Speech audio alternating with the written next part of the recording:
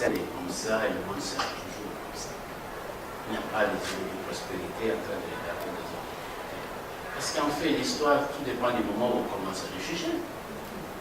Tout dépend de l'histoire, au moment où on commence. Au moment où les premiers sont venus chez nous, on était bien obligé d'envoyer les gens à l'esclavage.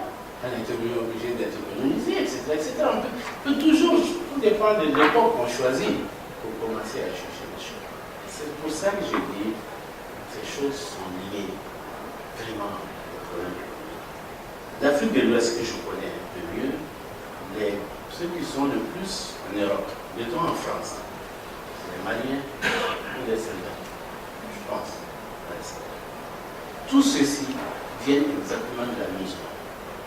Ils viennent du bassin arachidien. L'arachide, c'est là. Le principal acheteur d'arachide, c'était la France. Pour faire des îles de Syrie. Quand ça s'est fermé, les gars, ils sont venus ici. Ils ne sont pas allés ailleurs.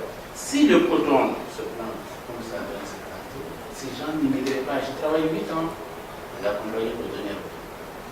J'ai même été le directeur général. Mais personne n'immigrait dans ce pays. Parce qu'ils avaient la prospérité là, ils faisaient travailler, ils vendaient leurs produits.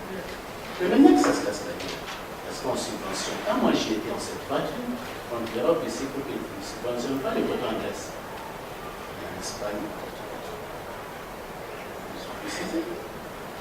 le prix d'achat du coton de graine était plus élevé que le prix d'achat de la fibre. Ici, 85. Aujourd'hui, la conséquence, c'est quoi? La difficulté pour nous de vendre notre coton dans de bonnes conditions. La conséquence, c'est quoi? Ces filières vont fermer. Il y a des gens qui vont fermer ici. Il n'y a pas de cause sans effet. Hein? Ces choses-là, ce n'est pas une volonté du gouvernement de faire des îles. Quels que soient les gars qui migrent, ils préfèrent quand même ce pays. Ils préfèrent ce pays. Ils préfèrent le pays. Ils vivent ici 20 ans. Il y a toujours des choses. Comme si c'était dur, comme si c'était difficile. Vous êtes d'accord avec moi? Voilà. Donc c'est ça qu'il faut avoir. Et nous, ce qu'on fait pour faire face à ça, c'est développer, qu'ils fassent mieux vivre chez nous. Moi, je suis encore, je suis pas arrivé d'être en j'ai un pays ici. Tiens, je regarde. Un jour, j'ai décidé de rentrer.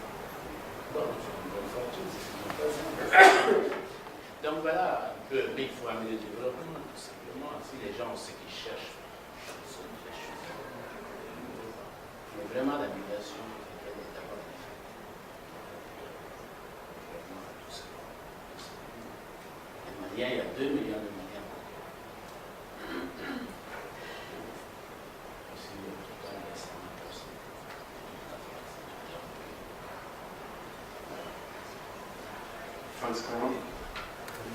Bonsoir. Merci pour votre présentation que j'ai trouvé très intéressante et très constructive. J'ai plein de questions, mais je vais vous en poser quelques-unes pour ne pas freiner les autres. Ma première est celle-là. Qu'est-ce que vous faites pour diminuer le poids, la force de décision des présidents, des gouvernements par rapport à l'Union monétaire? Qu'est-ce que vous faites pour diminuer le poids de décision des gouvernements et des dirigeants dans l'organisation? Deuxième question. Dans quelle organisation? Le poids des dirigeants. Oui, les chefs d'État. Voilà. Ce que j'ai montré. Oui. Il est évident que, d'ailleurs, en tant qu'Ouest africain, il est évident qu'ils ont un poids très significatif et s'ils disent non, c'est non. Donc je voulais savoir quel est votre rôle. Comment je peux résister? Voilà. Ma deuxième question a directement trait à la première et ça a trait à l'agriculture. Bizarrement, il y a une représentation un peu sur l'agriculture. Or, il est clair que si le secteur primaire n'est pas développé, rien ne marche. Donc ma question est celle-là. Est-ce que vous considérez que l'UMOA est un échec? Si aujourd'hui il est plus possible, il est plus facile d'avoir accès à Internet qu'avant. Est-ce que vous considérez que vous avez su un échec et qu'il faut faire un changement Ah oui, d'accord. Ouais. Aujourd'hui, c'est plus facile d'avoir accès à Internet que d'avoir accès à Tout ça à Paris? Pardon? Et ici ou chez nous? Non, en Afrique de l'Ouest. En Afrique de l'Ouest. D'accord. La troisième question a directement trait aussi à la deuxième. Donc, ça concerne l'agriculture. Pourquoi est-ce que c'est le tabou aujourd'hui de considérer le protectionnisme de l'agriculture africaine pour enfin être debout et défendre les populations africaines par rapport à la politique agricole commune européenne? Parce qu'il est évident que si l'Union européenne ne parvient pas elle-même à gérer, à restreindre ses agriculteurs, il est évident qu'il faut soit que les pays ouest-africains aillent, je regrette de le dire, aillent en confrontation et enfin défendre leur population. Parce qu'aujourd'hui, l'agriculture est à terre, rien ne marche si l'agriculture ne marche pas. Donc, ma troisième question, ma quatrième question.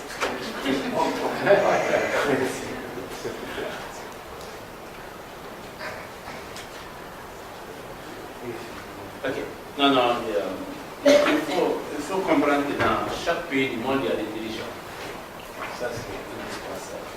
Et que l'IOMOA, c'est la volonté des dirigeants.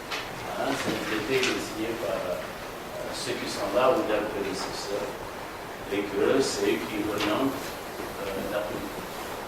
Maintenant, une fois que nous, on est mis en place, on est absolument indépendant. À nous d'assumer. Comme Barroso ici. On me comparer à lui, mais ça ne pas de moyens que lui, mais enfin. Mais ça ne veut pas dire que ne le vit pas. Hein. Ça ne veut pas dire que moi aussi, parfois, je ne le vis pas. Mais je crois que c'est une négociation permanente, une intelligence. On cherche les mêmes objectifs, il faut pouvoir le faire seulement dans de bonnes conditions. Il n'y a vraiment pas de difficulté.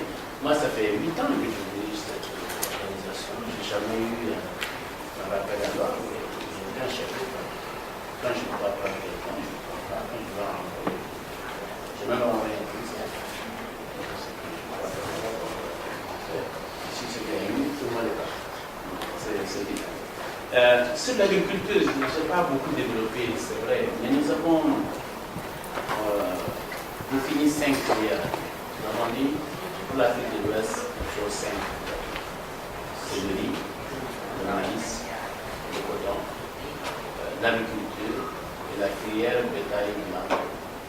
Ça ne veut pas dire que les autres ne sont pas importants, mais voilà les 5 filières que nous avons identifiées très vite.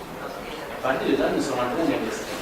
Aujourd'hui, on est en train de faire 11 000 hectares au Mali. Nous sommes en train de faire 1 000 hectares dans chaque ville. En irrigation, en maîtrise totale de l'eau, pour pouvoir aller. Nous avons défini une norme de 15% du budget, pour l'agriculture. Nous avons défini 15% du budget pour l'agriculture. Maintenant, vous avez parlé du protectionnisme. Le protectionnisme se manifeste d'une façon simple. C'est les droits de douane. Les droits de douane extrêmement élevés, et ceci a duré pendant 40 ans. Nous n'avons pas prévu plus. Donc ce n'est pas parce qu'on a mis un droit de douane qu'automatiquement il y a une action à l'intérieur.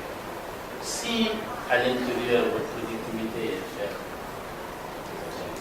si vous n'avez votre recherche n'est pas suffisamment avancée, que vous avez les variétés qu'il faut, ça pose problème. Si les conditions climatiques font que vous n'avez pas l'eau qu'il faut ou bien qu'elle est séchée, ça va y avoir un problème.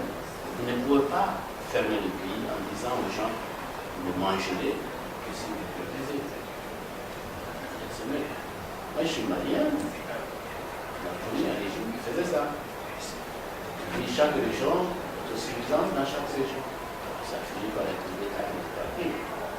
Donc, en fait, il faut se battre, il faut produire plus, il faut tenir compte du développement de l'Afrique. Il ne faut pas fermer le monde.